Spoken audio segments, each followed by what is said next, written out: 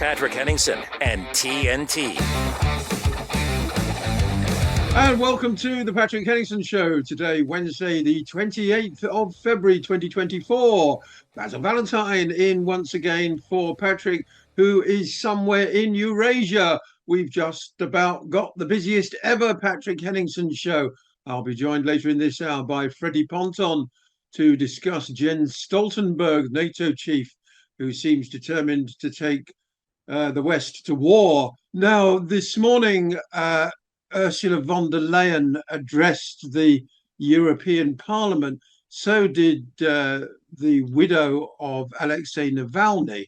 But von der Leyen came out with some extraordinary remarks saying that the threat of war may not be immediate, but it is not ruled out.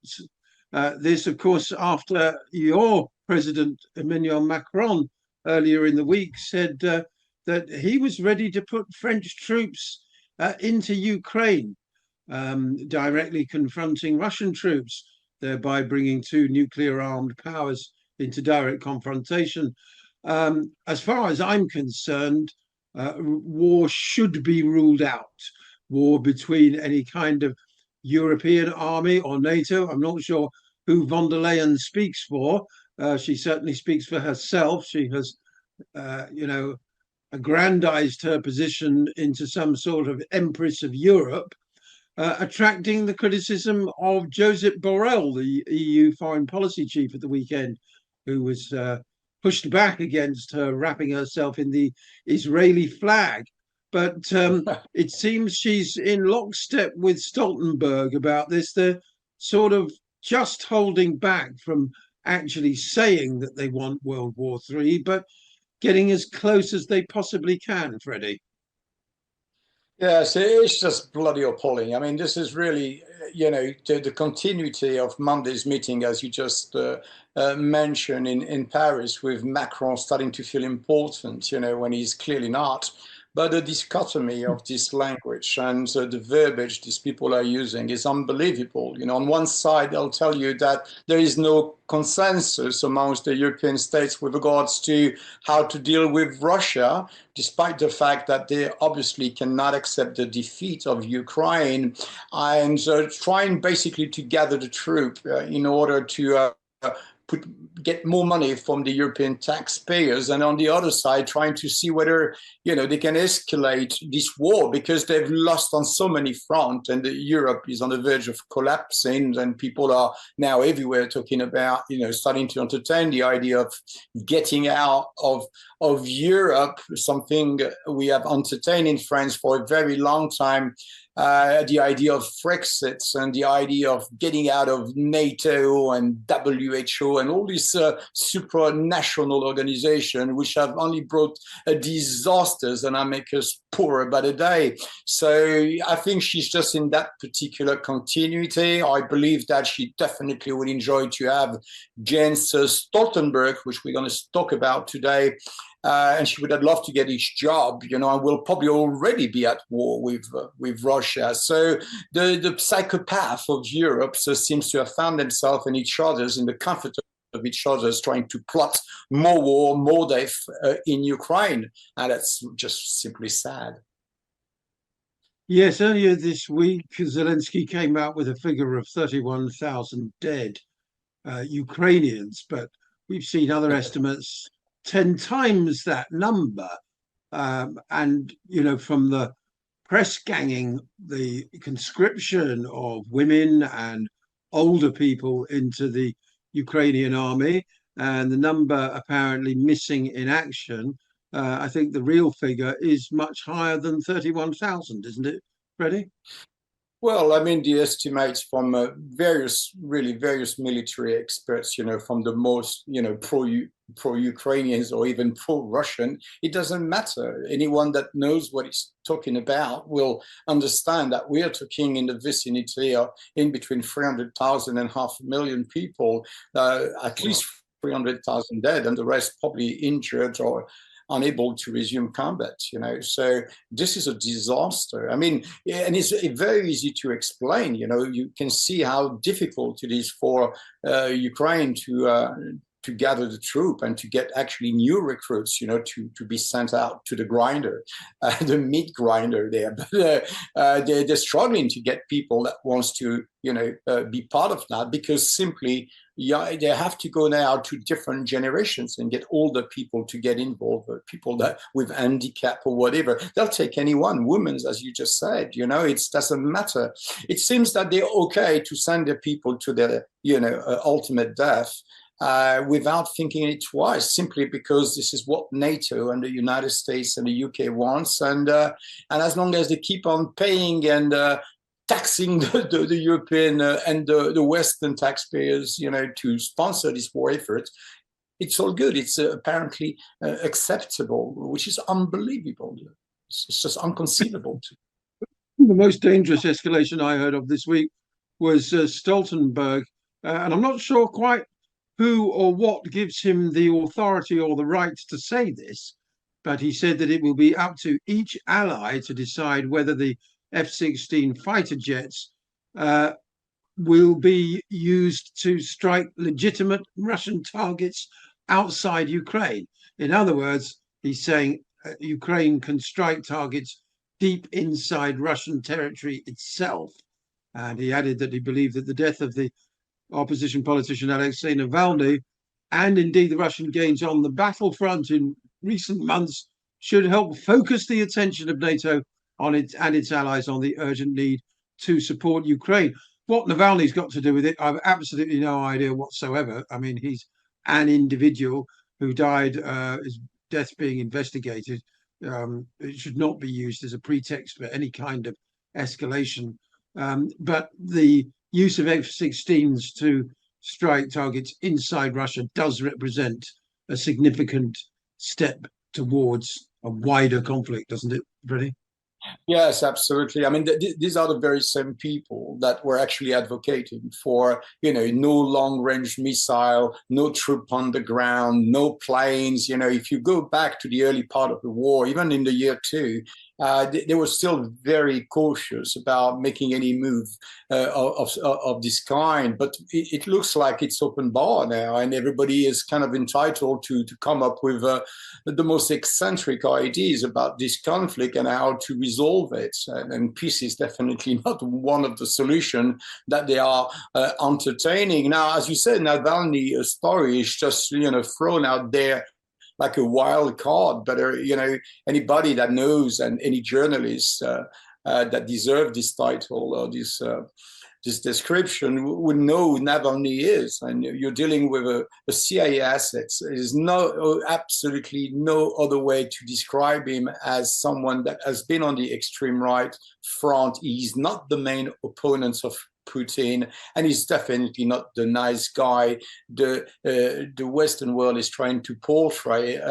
This is not someone that was politically a danger for Putin. He never was. He's an oligarch like many others, and someone that was used and seen as a potential asset to create the mayhem and to basically unbalance the government of Putin. But apart from that, if you will, at the end of the day, this is a matter that concerns Russia and only Russia. This has nothing to do with anybody else. It's a Russian affairs, Russian business, and let them deal with each other's. So why on earth are we getting involved? It's, your guess is as good as mine, Basil. But yes, I mean, it's very, very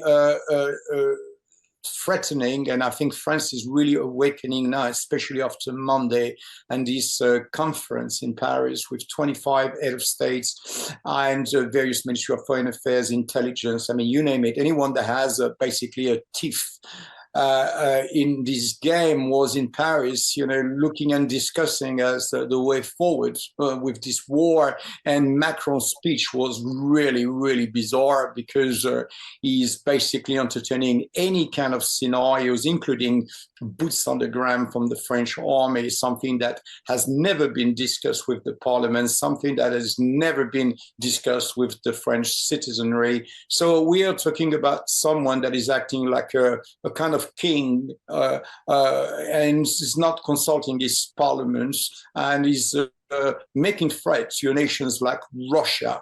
This is not a small little country with no air force that can barely defend itself. This is a serious nation that has proven, its value and quality in combat over and over. This wasn't a lie, that's helped France to be liberated from Nazi Germany. And today, this nobody, Macron, is coming and announcing, publicly that he's even entertaining the idea of boots on the ground, French boots on the ground in Ukraine. Ukraine is not a member of NATO. Ukraine is not a member of the European Union. It is not the role of President of France to endanger his population just for a global agenda. That's something that he's going to have to answer. And I think already we're saying some of the French people are reacting to what Macron has said on Monday. And we're also now starting to see also actions taken on a civilian basis against Jens Stoltenberg for being pretty much a weapon of choice to promote this war in Ukraine. And we'll talk about that. But this is very important to see how Jens Stoltenberg is definitely considered by many in France as someone responsible for crimes against peace. Some have speculated, because there was a lot of pushback around Europe and NATO against Macron's suggestion, that in fact what Macron was trying to do was signal to the Ukrainians that they're not going to get troops and that they therefore better sue for peace. That, floating the idea of French troops in Ukraine was widely condemned, including by even the United Kingdom, said that no, we have no plans to do so, etc., etc. So if the Ukrainians, particularly the military high command, had been hoping that they were going to get reinforcements from Western Europe and possibly even the Americans, they can no longer labor under that delusion. Therefore, they should be coming to the conclusion that the war is unwinnable from their point of view, and therefore they should be suing for peace at the first available opportunity. That's right. And this is part of the mandate. All the supranational organizations, United Nations Security Council, United Nations charters, NATO charters, it's never been about attacking or creating more war. It's actually the contrary. And this is really about finding ways to de-escalate conflicts and tensions between nations. This is something we've learned after the post-Cold War. It was very important to have mechanism in place that prevents basically more war. So it's important to reframe what Macron is saying within the context of international law, because we are all subjected as nations and as leaders to international law. And what he's saying goes as, France is a member of the United Nations Security Council, a permanent member. So we have extra duty as far as making sure that everything we say and we do remains in line with the Charter of the United Nations and also the Charter of NATO, since we are a member. And in this particular instance, everything that Macron said is completely the opposite of what these charters are reckoning. So I think it's really important now to start to hold people responsible. And I think we're going to see more and more of that across the European Union. People are starting to ask, for accountability, because we have so many of these Jens Stoltenberg, Secretary General, President of Nation, Ministry of Foreign Affairs, you name it, they're all coming out and making some of these weird claims or statements, but they never hold accountable. And that is just simply not acceptable. And I'm glad we're seeing now some resistance to that. Yes, and you don't hear a single dicky bird from Stoltenberg about the massacre in Gaza. Simple as that. He has nothing whatsoever to say. Lots of pontificating about illegal invasions in Eastern Europe, but total silence when it comes to the genocide. On the other hand, we have had some pushback from Josep Borrell when speaking to the Spanish paper of record El País last weekend. He started talking about the trip by von der Leyen to kiss the ring and bend the knee in front of mass murderer Netanyahu back in October. That trip by von der Leyen, with such an absolutely pro-Israeli stance, without representing anyone but herself in a matter of international politics, has had a high geopolitical cost for Europe, he said. That's quite an unusually strong statement for somebody who is supposed to take exactly the same position as von der Leyen on every issue, isn't it? Well, he represents basically the overall feelings that is into the, that is available, that is basically inside the European Commission, if you will. I mean, it's an ideal to believe that von der Leyen and her attitude is something that is extremely popular in the European Commission. It is not. It is not at all. And a lot of people are extremely exasperated by her attitude. And as you just said, the very effort to take upon herself to make declarations, to participate in dialogues or activities that clearly show a personal incline towards Israel and support of Israel, which is absolutely way outside of the mandate. And it's not the first time that the European Council and parliaments and other executive within the European Commissions has basically said that she's acting outside of a mandate, way above what is allowed by a mandate to do. So it's time. I mean, I think at this moment in time, she knows she's on her way out, but she seems to be answering, and she seems to have this very tight link with the Israeli governments and the regimes there. And she has no problem taking a stance, even though there is no consensus, nor there is an agreement as far as where the EU, which is not a state, yet again, EU cannot talk on behalf of being a state because it's not a state, which means that all the member states needs to be in agreement. There must be a consensus where eventually a general declaration can be made as far as the foreign policies and as far as the foreign affairs message towards the situation in Israel and Gaza. But she has absolutely no right. And actually, as a leader, she should be on the defensive rather than to be on the offensive, just to have that kind of diplomatic attitude towards the problem or the conflict. But she's very engaged. She's like her like someone that is an activist rather than just a president of a European Commission. It's a disaster. No, it is. She seems to see herself as some sort of empress of Europe or something, one of the few good things to have come out of Brexit, Freddie, is that she's nothing to do with me and she doesn't speak for me in any way, shape or form. And it must be, frankly, embarrassing to be a citizen of a European country and see that woman parading around talking such total garbage and cozying up to some of the worst people on earth who should, frankly, be in prison.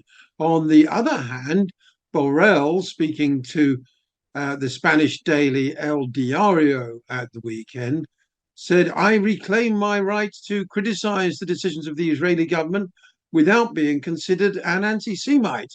The two things have nothing to do with each other," he said.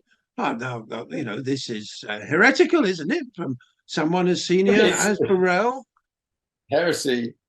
Look, Borrell has been very clear. I mean, you got to give it to him. I've never been, always a supporter of Borrell, but on the Israeli-Palestinian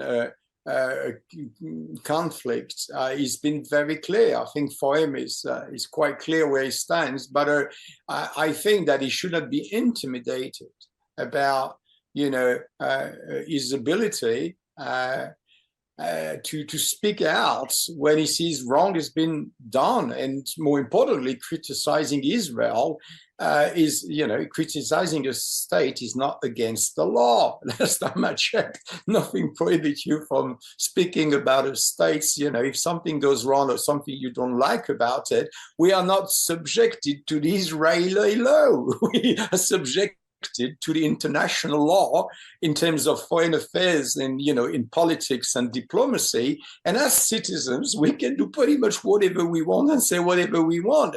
There's no business whatsoever to tell us if we cannot criticize Israel or not. If Israel is committing a genocide, or if I or you believe they are committing a genocide, you have the right to say, this is what you believe, based on your own assertion, based on what you were able to find out, or simple observation. So Borrell is basically exercising his right to have an opinion and the right to be heard. That's nothing more than that. There's nothing illegal about it, and good on him for doing so. Borrell went on to say the UN has had to suspend its aid and Israel is using famine as a weapon of war, which runs contrary to international law. He's absolutely right on that. It remains to be seen whether there are any consequences. And he also added that the international community needs to impose a two-state solution if Israel is unwilling. I look forward to seeing what that looks like on the ground. I'm not quite sure how that's going to work. Does that mean he's proposing UN or NATO troops go into the West Bank and start dismantling all the settlements there? As is always with these things, people don't really think through the detail. It's a sort of admirable intention. But in the meantime, of course, we've got the two cases at the ICJ coming to a head. The one 2 years in the making, examining the occupation, plus, of course, the recent South African action to stop the genocide. The Israelis are due to present their case as to what they've done in the last month to stop killing people as they were ordered to do. Well, the latest estimates are that they've killed about 3,500 since they were told to stop killing people. So they've sort of slightly slowed the kill rate, very slightly. But mind you, we don't know how many people are dying of starvation in northern Gaza. I've read an absolutely harrowing story just this morning about children fleeing south because they have been eating bread made from animal feed, which is killing some of them. I mean, the situation is just absolutely off the charts. We would eat bird and donkey food, just anything, said Seraj Shehada, aged 8. When we were in Gaza City, we used to eat nothing. We would eat every 2 days. I mean, the ICJ, is it going to do anything about all this, do you think? Or are we just going to get more fine words and inaction, Freddie? Well, I mean, at the end of the day, this is part of the provisional measures which were granted to South Africa in their quest and their case against Israel, which they believe to be committing genocide in the Gaza Strip. So these are part of the file, the docket, if you will, and I'm quite confident that the information which was released by Israel after a month following the court order's ruling, this information has been definitely made available to the South African defense. Now, it's interesting to see how they're gonna, what kind of information Israel has put on this particular filing, to explain the efforts and how they've complied with these provisional orders, especially when the famine now is, on every single article you can read about Gaza, especially when you obviously had hundreds of videos saying clearly that the Israeli government is allowing the supporter of Smotrich and others to be at the Rafah borders to impede basically the entrance and the entry of aid into the Gaza Strip at the Rafah borders. And then to add on top of that, you have Israel is building a massive logistical hub just on the outskirts of the Gaza Strip in the southern parts, really telling us basically that they are preparing themselves to welcome whatever's left of the Gaza populations, if they don't all die of starvations.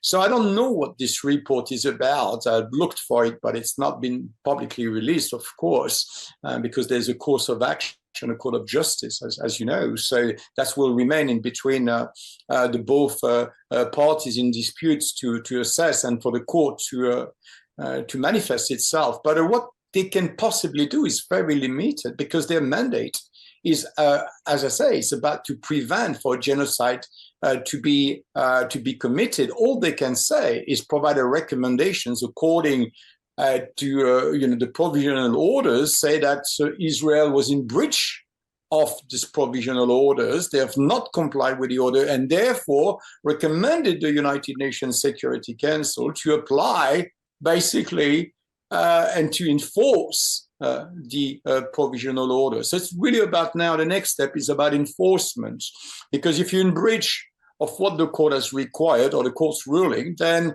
the court has the right to ask the United Nations Security Council, which has the possibility to enforce these orders, to take a decision in a form of a resolution to enforce the orders. So that's the next step. How long it would take, I am not in a position to tell you that today, Basil. Well, let's hope that the United States don't try and veto that as well. I believe if they do, things go back to the General Assembly. We're going to take a very short break. When we come back, I'll be joined by Tagrid Al-Mawed of the Palestinian Refugee Project to find out about just how desperate the situation is on the ground in Gaza. Anyway, I'm delighted to say I'm joined by Tagrid Al-Mawed now from the Palestinian Refugee Project based here in the UK, as well as by Freddie Ponton, investigative journalist who keeps right up to date with matters in the Middle East. Tagrid, welcome to the program. It's great that you can join us. Thank you for having me over tonight. Thank you. As Freddie and I were just discussing, the Israelis are supposed to present information to the International Court of Justice in the very near future, explaining exactly how and why they have been in accordance with the ICJ rulings, that they should stop harming Palestinians. On the contrary, 3,500 have died. And I've just been reading about a harrowing story of 3 young boys who ran away in secret to take refuge with their aunt in Deir al-Bala in central Gaza because there was nothing to eat in Gaza City. I believe the worst of the created famine, the starvation crisis, is in Gaza City. But obviously there's severe food shortages throughout the Gaza Strip. And regardless of any hostage deal or anything else, it seems Netanyahu is determined to start up the killing machine in full speed again at the first available opportunity. Yes. Well, I just wanted to tell you in the last 4 days, a few days, 4 children, Palestinian, they died of malnutrition and dehydration. Palestinian children. So what I can just to let the people what is really happening. And what I would like to say something here, that I don't understand why people still say in ICJ this, that, and the other, and it's an occupation. Why they give her even the right to be presented as a state? It is an occupier where I and my father were born in the diaspora 75 years ago to Lebanon, because some people took over our places.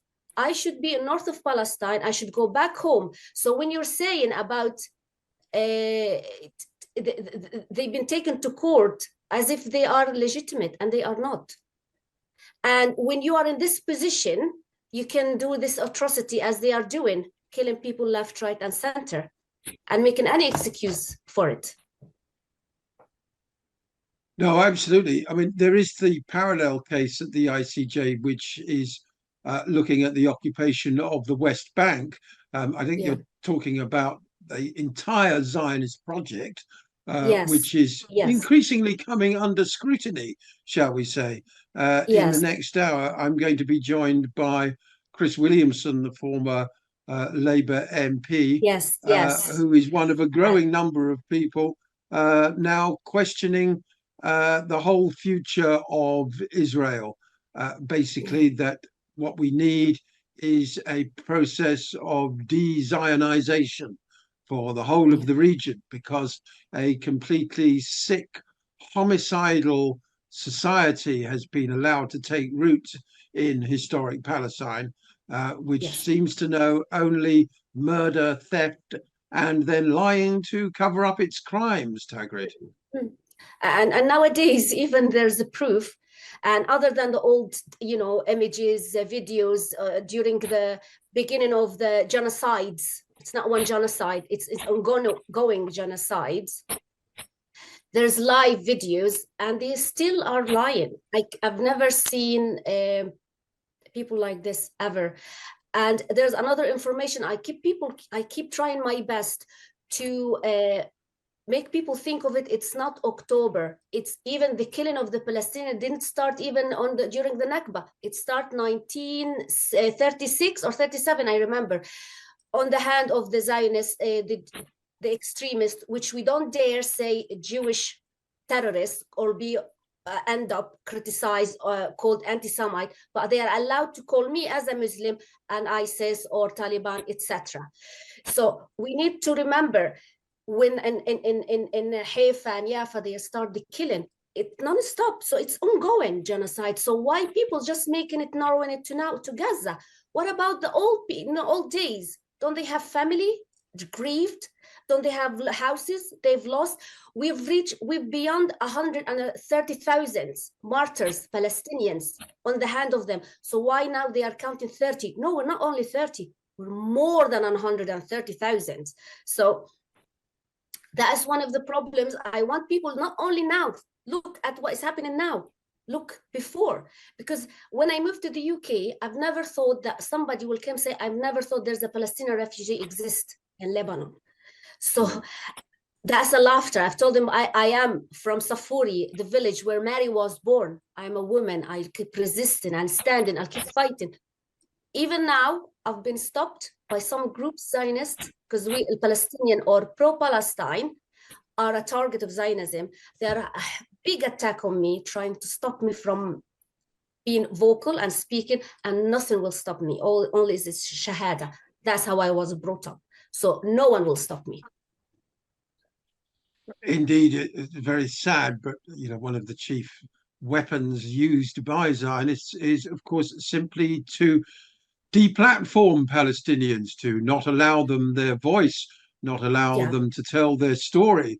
Israel likes to operate in the dark and perpetuate its own myths about creating some sort of wonderful liberal democracy in an area that was previously inhabited only by primitive Arabs and other such racist lies.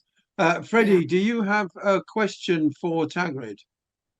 Yes, of course. It's great to be on the show with you, Tagrid, and I really admire your courage. And a fight is some people have fights, for a couple of years and then eventually given up. But Palestinians have been fighting, as you say, even before the Nakba. So this is something that has been allowed to happen for way too long. And I really commend your courage and your bravery, because this is a fight which will change ultimately not only the region, but it also will change the way people perceive our institutions in the West, the United Nations Security Council and all these so-called buffer, which are normally there to prevent such crimes to be committed, which are clearly failed in their mandate. So it's very important. And when I really see the desire, which has always been part of Benjamin Netanyahu's plan,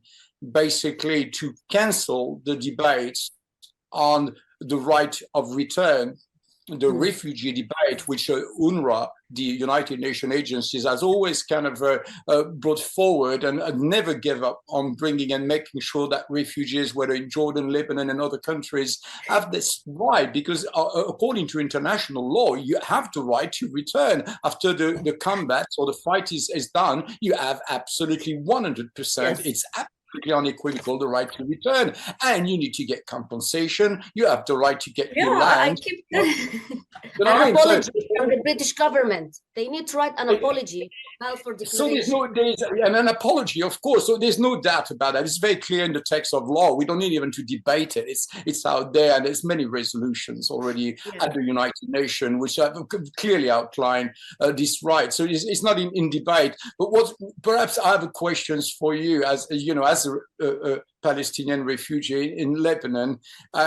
How do you consider, can you tell us a little bit more about how do you perceive UNRWA? You know, because we always hear about how Israel perceive UNRWA, which we couldn't care less. But what we care about is how Palestinian people see UNRWA. What the good and the bad, it doesn't matter. What matters is your experience, your opinion that matters. Yeah. Who established the UNRWA? Let's say after the legal Nation of League. After the Nation League of Nations, yes. The League of Nations. Yeah, the United Nations, yeah. The United Nations, who established it? The United Nations. The same group of countries who are colonizing our countries now. So when I was young, all what I consider is a cover-up for the crimes they commit now. It takes years and centuries before it's solved. So for me, UNRWA, it's a lie.